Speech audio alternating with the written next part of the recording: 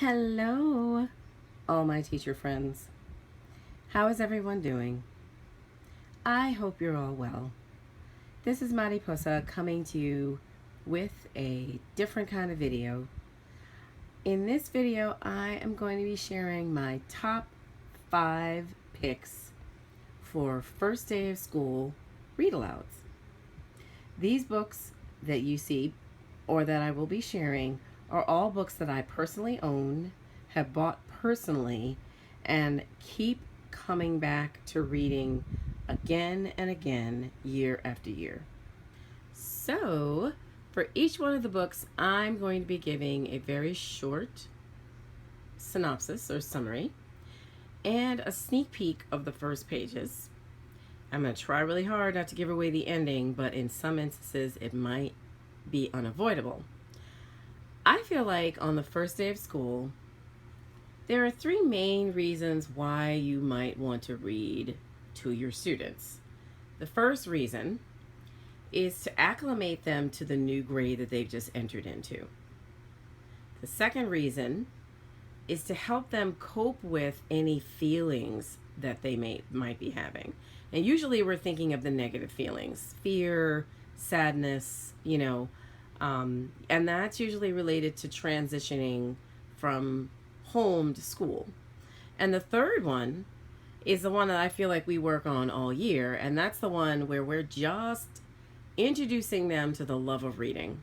So our choice of read aloud is one that is we know is gonna catch their attention and get them excited about reading for the year. I have books from 2 out of those 3 categories. So let's dive in and take a closer look at my favorite picks.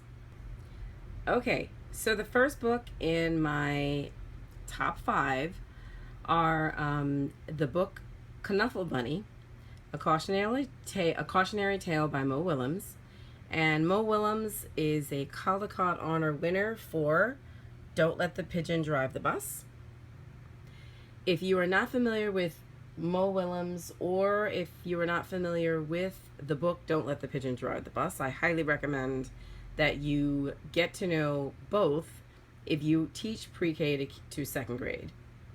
Once you read a little bit about a few of his books, you'll understand why I highly recommend them. This book is about basically this girl and her bunny.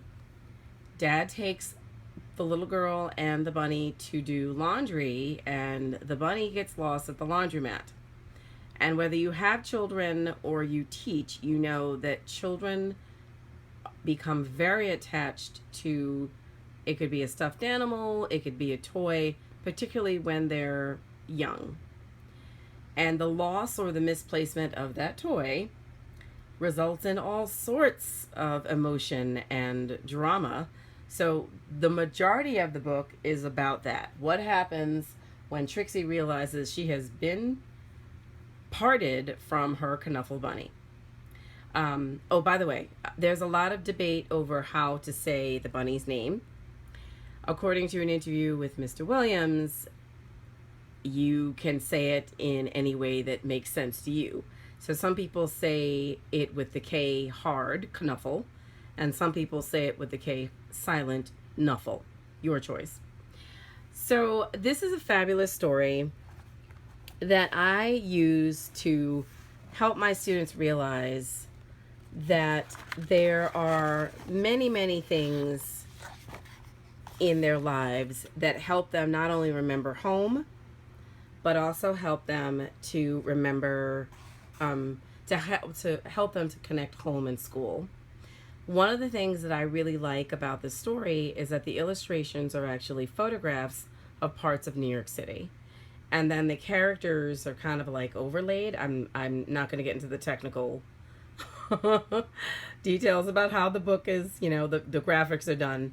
But it's really cool to have that discussion with children about what they notice about the illustrations and how they think they're done. So my first recommendation is Knuffle Bunny. I usually will have the children, and this book I recommend for pre-K through 2nd, either talk about a favorite toy or bring in a favorite toy as a result of us reading the book.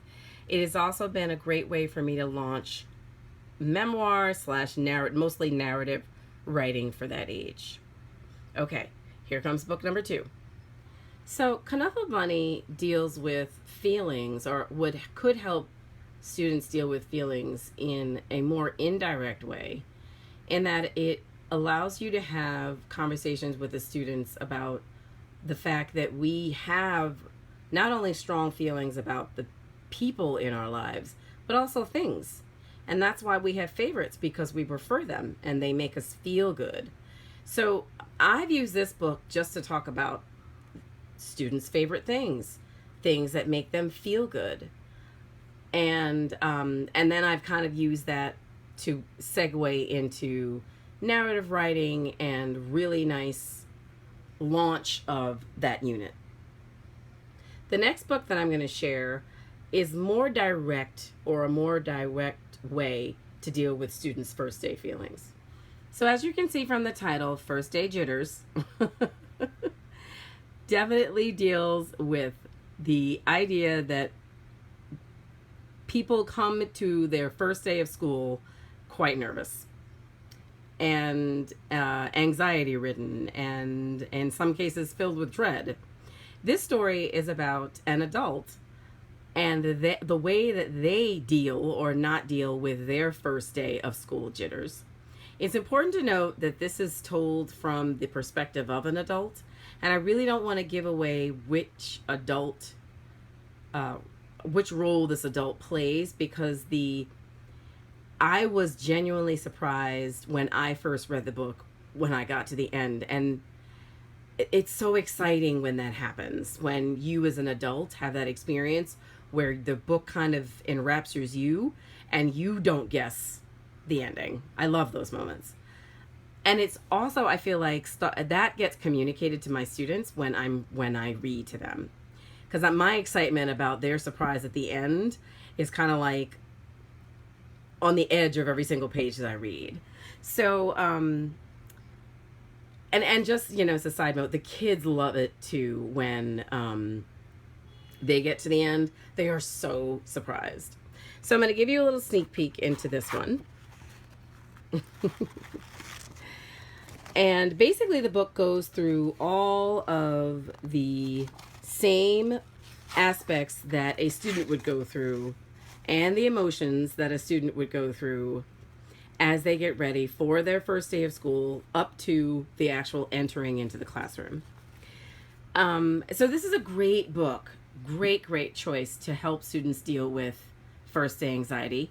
I usually have a sheet, and depending on the grade, there are either fewer or more lines or none at all, because it's also a great way to get a writing sample on the first day. And I just ask the children basically, how are you feeling on your first day? And, they write and draw about that.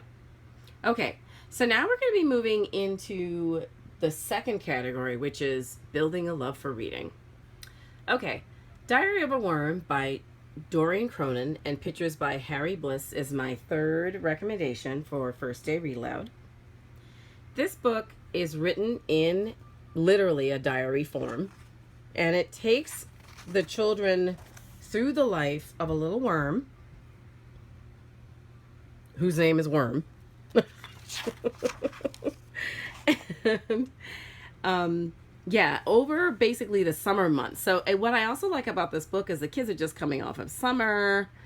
They're, they're entering school. But so this book talks about, like what the life for the worm would be like, but over the summer months.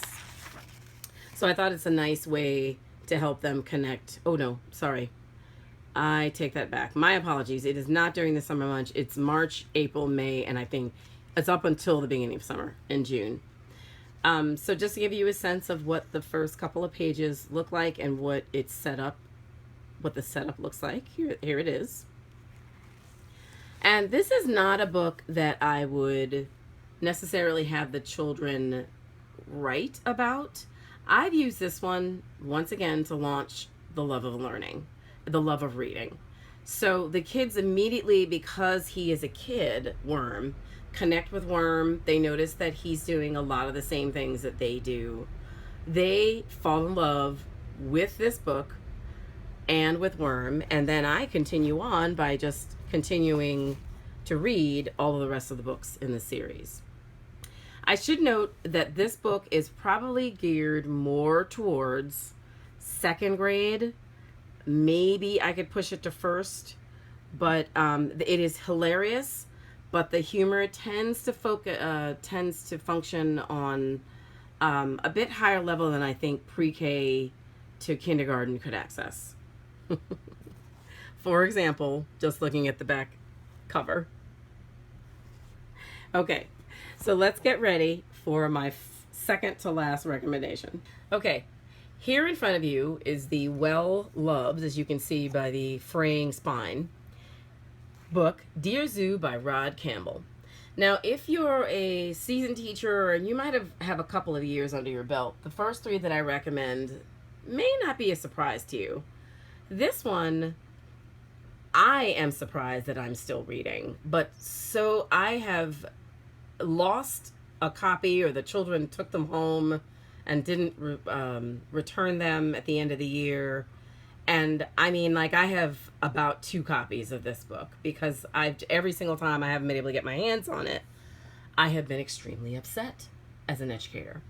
So this book is basically centered around a child writing to the zoo and asking for their advice about what the best pet they think would be for that child. It's really cleverly written in that respect. And also, it's interactive. So I like this book because the children get introduced to a different structure, which is the lift the flap or pull the flap book. So, and then usually on each flap, there's a cue which tells you about what animal might possibly be behind the flap, and the children love guessing. Oh my goodness. They are intoxicated with this book.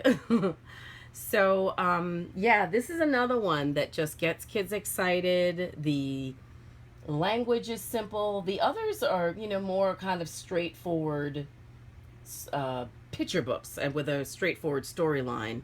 This one has one, but, if you have children that you might know, let's say in K and First, who may not be necessarily psyched about reading, can't imagine why,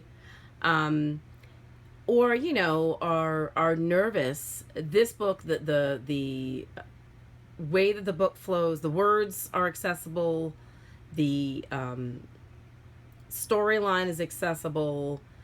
So it's kid friendly for those who might not be crazy about readers. And I find for the boys, they get to move something and that's really exciting to them. So that is my second to last recommendation, Dear Zoo by Rod Campbell. Okay, my final recommendation is going to have to get an honorable mention because so sad, I can't find my copy, and I'm tempted to run out and just buy one from Amazon, because I don't like not knowing, especially in August, where all my first day favorites are. I have a section in my apartment where I keep all of my first day read alouds. It wasn't there. This is not good. But anyhow, the title of the book is The Kissing Hand, and the author's name is Audrey Penn. This story is another well-known one, although I only came across it in the last 5 years. I don't know how that happened. But this is about a little raccoon who's going to his first day of school, essentially pre-K, and his mother comforts his nervousness by kissing his hand. And then basically the book chronicles how Chester the raccoon uses that kiss or accesses it to help him through, the ups and downs of his first day. It is a beautiful story. It's one that can bring you to tears. So If you're the type that, easily cries when, you have certain memories of family and what have you, it's a beautiful story, but it can evoke certain emotions, I think, in the adults. Anyway, it evokes certain emotions in me. You might want to think about that before you read that on the first day of school, or practice it at least. So I'm going to put the details of that book and a link to purchase it on Amazon in the comments section. Please do not leave the video and not comment below about what your favorite first day of school read aloud is. I would love to hear about it. I love collecting to my stash and adding to that and just collecting new books. So again, please come back for more. Thank you so much for watching.